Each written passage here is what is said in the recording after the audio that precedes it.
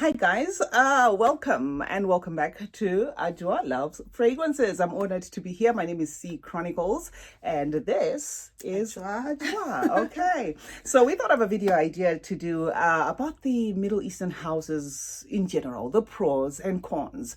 We always talking about Middle Eastern fragrances because of their affordability, because of their, how you get to smell good for, very little.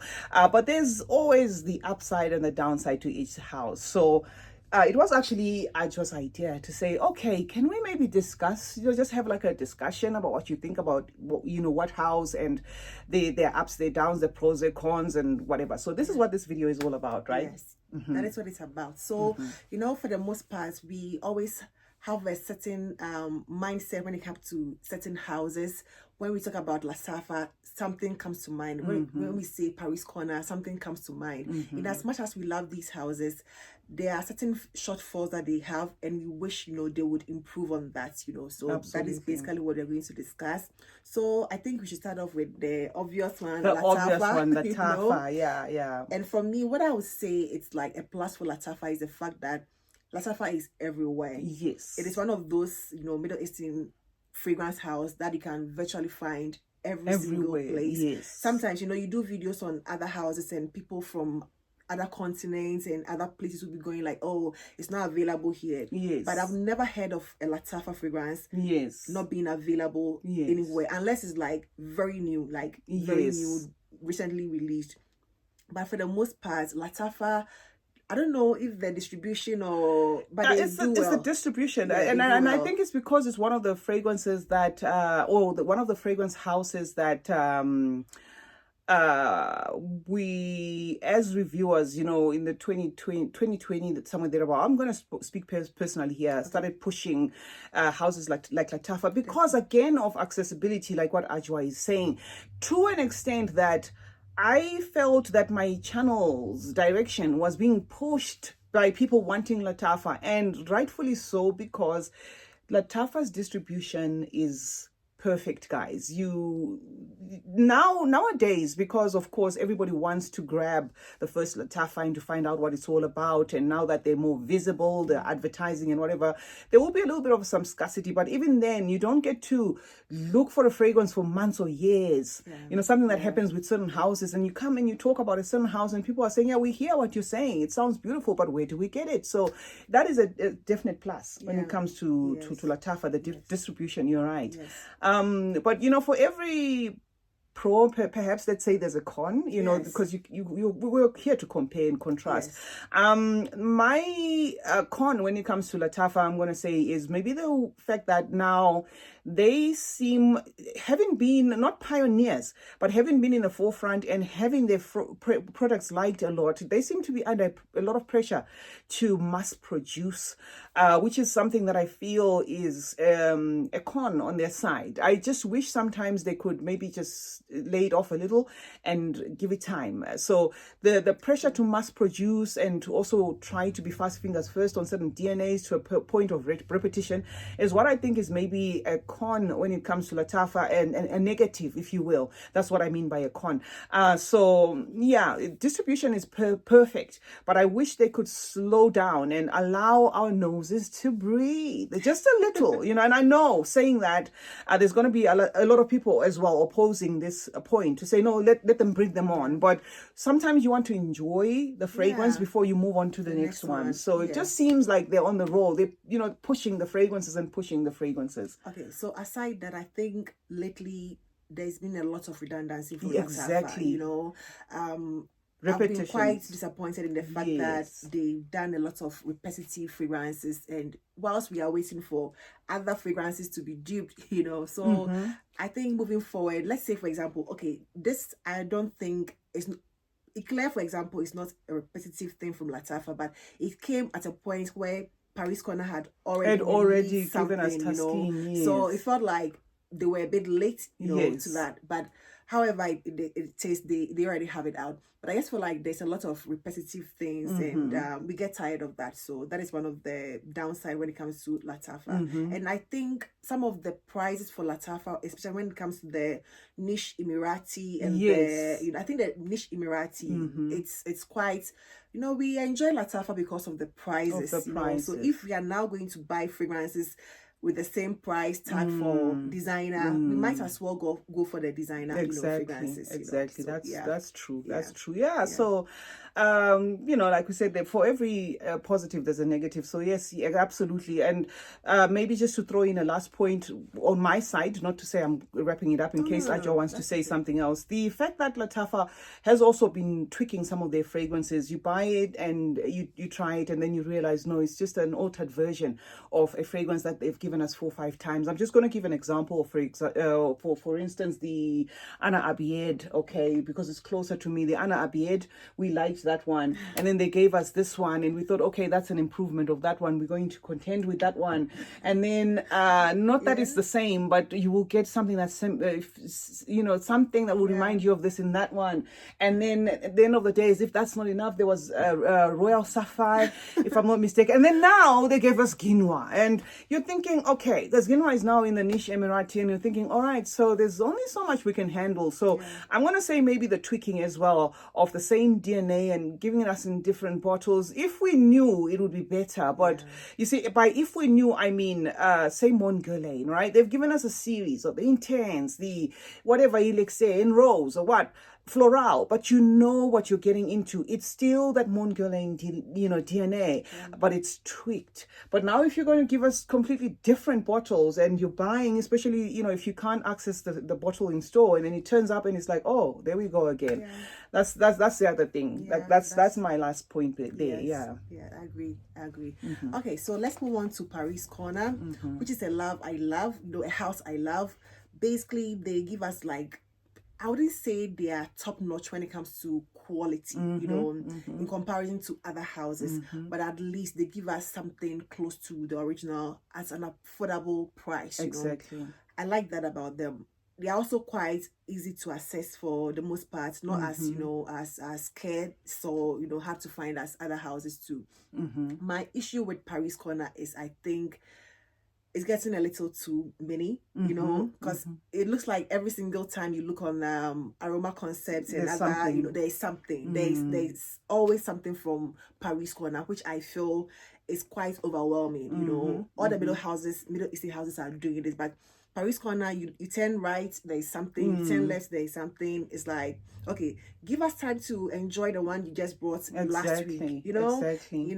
But for them, I'm not getting any redundant fragrances from them. That's a valid point. The fact that in as much as Paris Corner is on the roll, right? I think Paris Corner are getting something right to an extent that Ajwa said initially, Eclair came late because we had Tusky, right? Caramel Cascade. Paris Corner has gotten it right in terms of fast fingers first, avoiding redundancy, that sort of thing. Because in as much as they're throwing them in our faces, they're giving us the reason to want, or they're keeping us engaged because we want to know what else is it. It's not like you have second thoughts that, okay, is this not just going to be the same version of this? So I think they've got it right when it comes to the fact that they're giving us so many, but they're also trying new DNAs, and they're not that far behind. I'm going to give an example of the Kayali's Sparkling Lychee. I was shocked when I saw the fusion. I was like, no way. I said, no, there's no way. Because before the campaign for Sparkling Lychee was over, fusion was there. So it does seem like they're getting something right, because the Middle Eastern houses are definitely going to, if they don't strategize, crash. In the sense, not that people will forget about them, but in the sense that they're doing too much. So there should be a strategy to this where either you fast fingers first, you on it, the minute it's there, you already have yours. For instance, there's vanilla sugar now. Somebody should be in a factory making vanilla powder.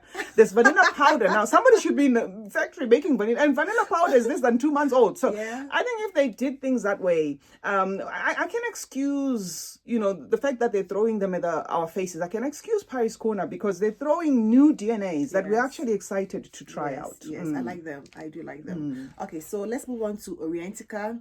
And for me, Orientica, I think hands down the best bottles. For me, hands down, you know, when it comes to their bottles, like they look so good on your shelf everywhere.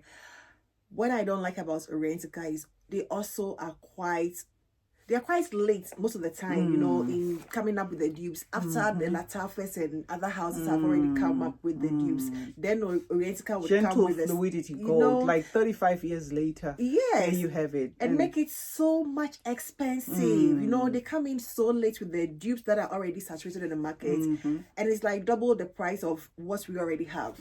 So it doesn't really make sense, you know. Yes, but the bottles are like one of the best when it comes to any Middle Eastern house, you know. But I also think their juices are, or they give us something quality, it's like of some quality. They don't come across as that screechy. Yes, they're well rounded. There's something in there that they put in there. Somebody was telling me that the Middle Eastern houses have got a problem with the vetiver or something like that. I don't know what they were explained.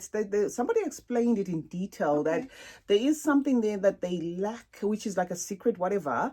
And some of these houses maybe that charge more, like Orientica. I'm not saying, this is just a speculation and this is an assumption, all right? So don't quote me. I am saying allegedly, right? Maybe companies like Orientica, what you actually pay for is for that extra secret ingredient.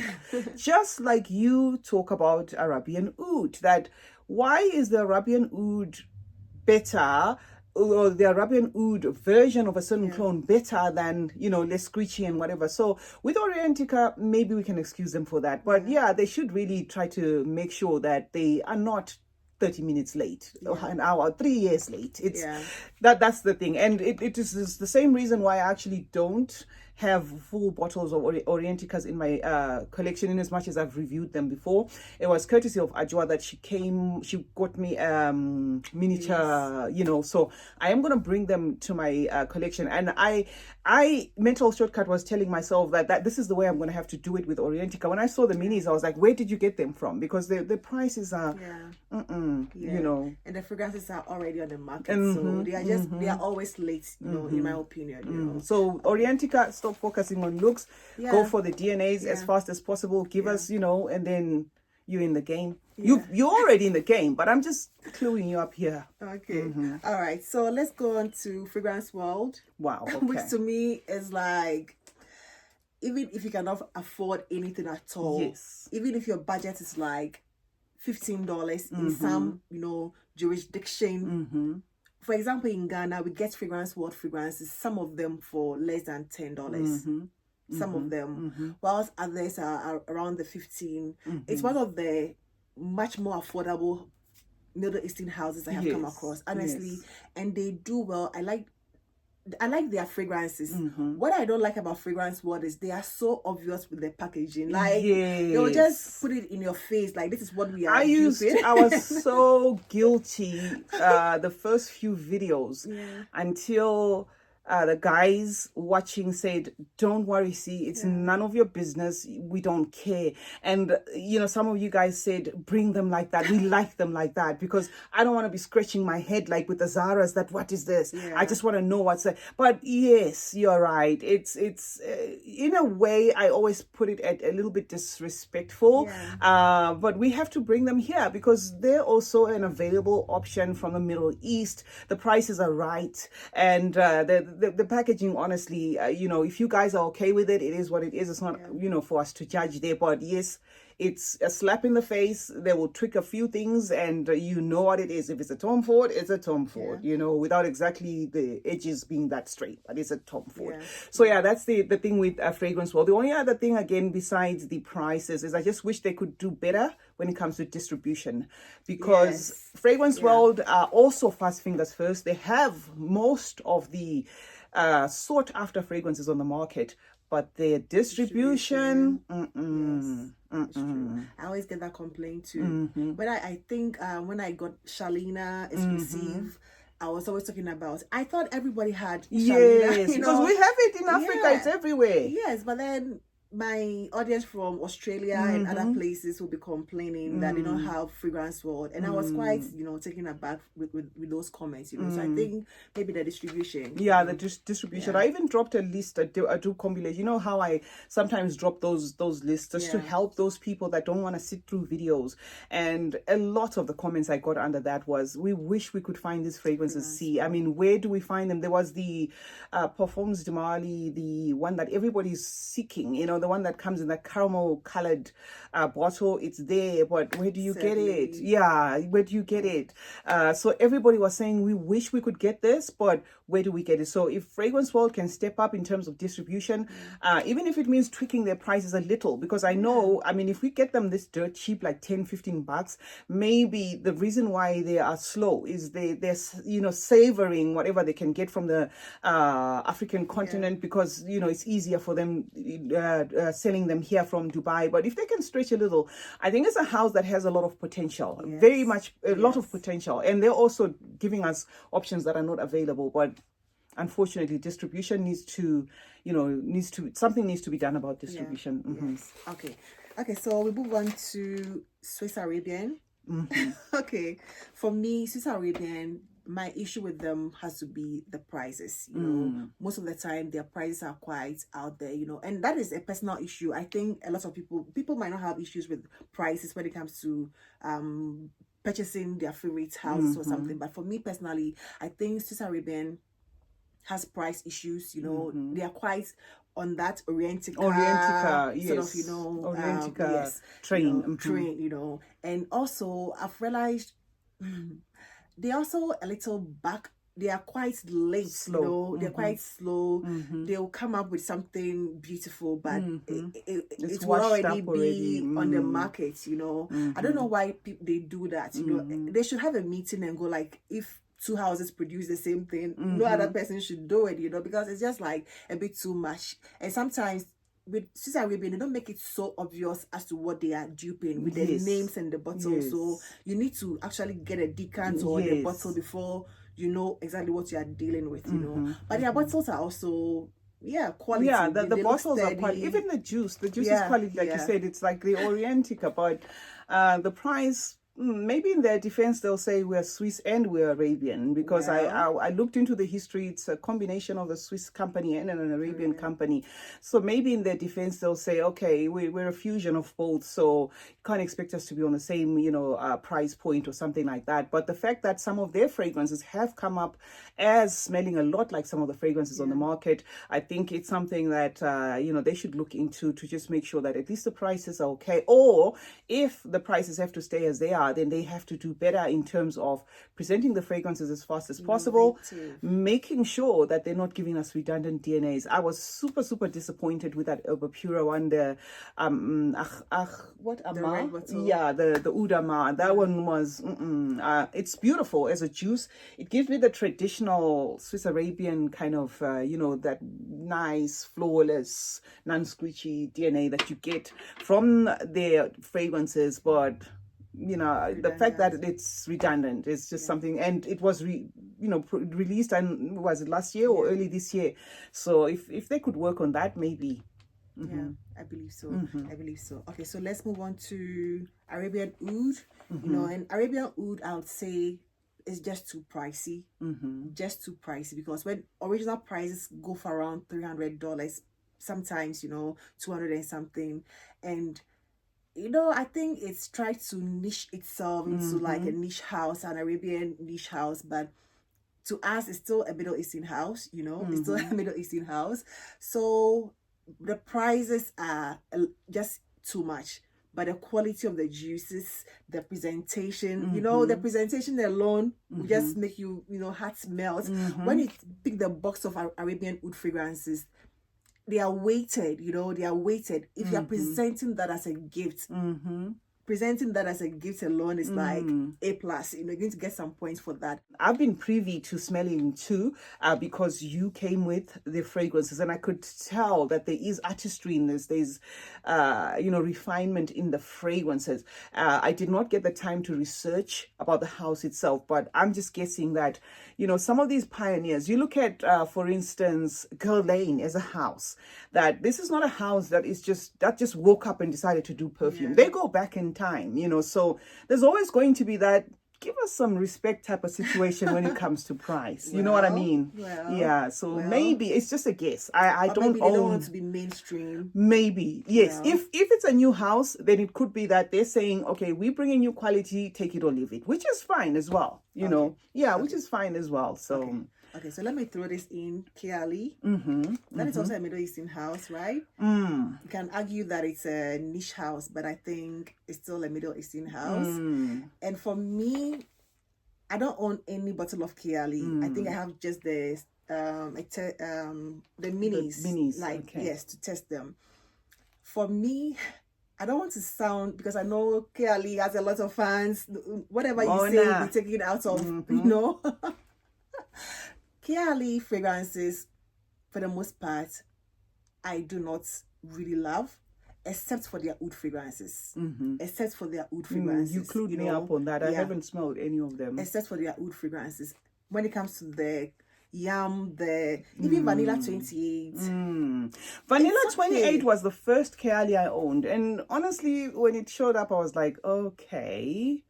To me, it was just vanilla. Okay, my bottle has improved a lot. But I think with Kage, it's more to do with them psyching people up.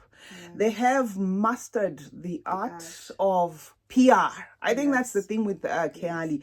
They have mastered the art of PR. They're trying not to be as niche, but at the same time, they're trying not to be as, exclusive. One of those. So, and by this, I'm going to speak for myself. I mean, I follow Mona. I comment on her post. There's a time the good thing about Mona, if you talk about a perfume and she comes across your video, she will literally engage, but I've never had Kage reach out to me, so I'm just going to base my assumptions on, maybe they're trying to stand out in a way.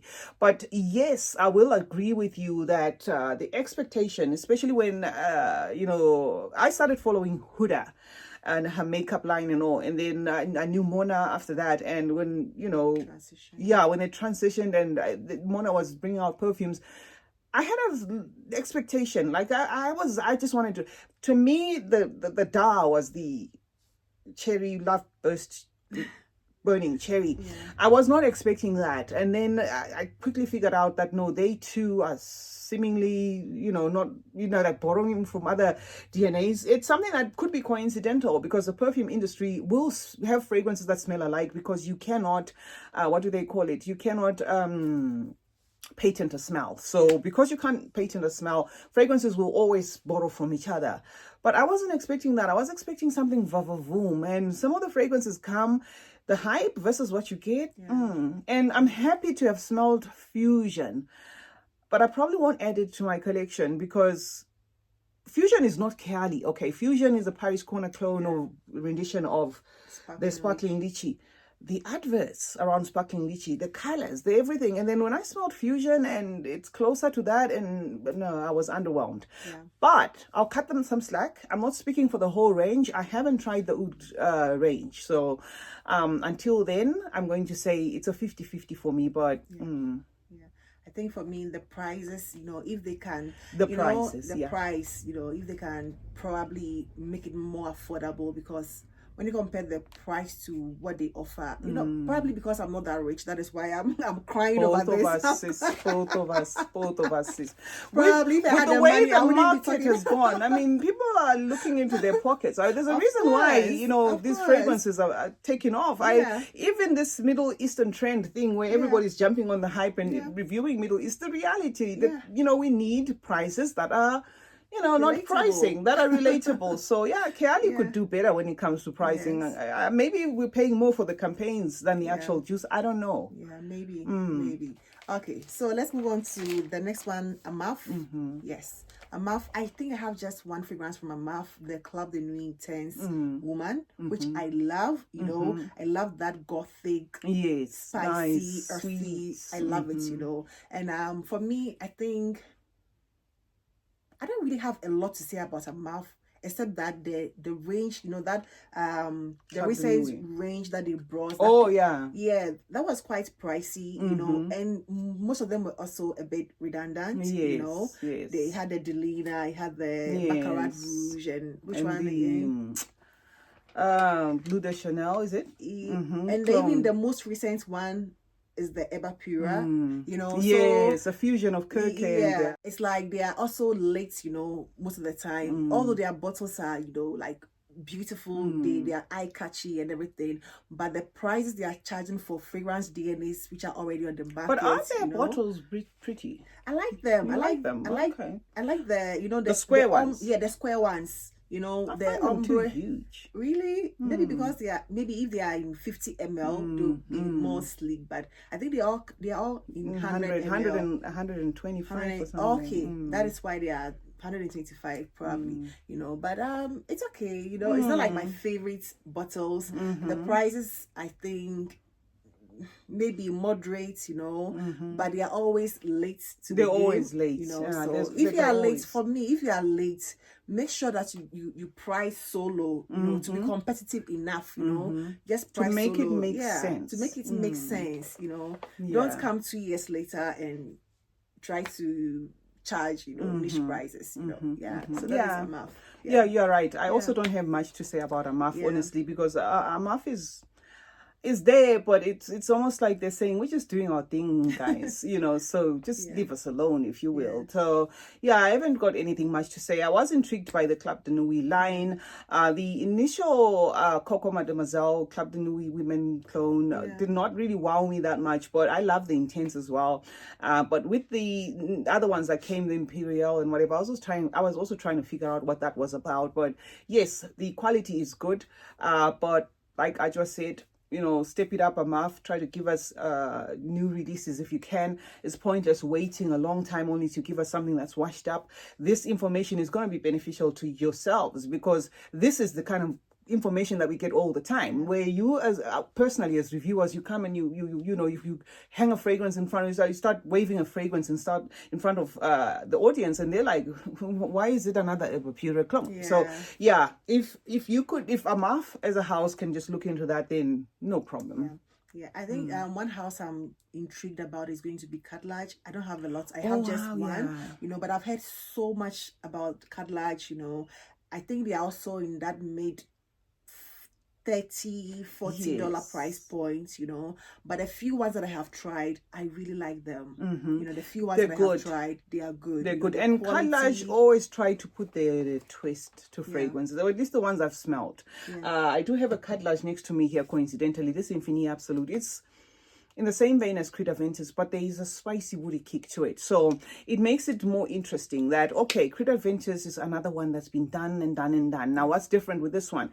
I would come and say, purchase this one is different because it's a twist. So Kage has got that thing of, you know, giving their own touch to a fragrance, and the price is okay. The price is good. Especially that Empire line, you know, I wish to smell the lot of it, because if they can put it, since they have put it on the market, if we can access it internationally and it turns out to be good, that could be just one break that Kage needed, because they're one of the houses that came a little late, not in terms of making fragrances, but in terms of visibility. I wasn't following the Kage, you know, thing, so I don't know, but I just kind of came across them sometime last year. So because of that, I'm going to say I personally got to know them late. If they've been on the market for years, I don't know. So I just hope for their sake, they make more refined fragrances. They keep with, you know, making the twists and making sure that the price is right. Then sooner or later, you know, just imagine on a racetrack and Kage is pushing, you know, they're running and they're taking over. Their distribution should also widen up, because you don't see them a lot. You know, they are not widely distributed. So that is one of their issues, I think. Yeah. So basically those are the major houses. Obviously we did not exhaust all of them, because this video would take an eternity. There's a Fnan, there's a lot. But we think those are some of the fragrance houses that are drawing interest, and that's just our take, guys. You can drop it in the comment section if there's any addition or subtraction or anything that we omitted here that you feel. And trust me, these houses watch, they don't comment, they watch. You see the differences in future, you see the direction that some of these houses take. So yeah, that's just our take, guys. Yes. And that will be all for now today. So thank you so much, and then take care. We hope to see you in the next one. Take care. Bye For now.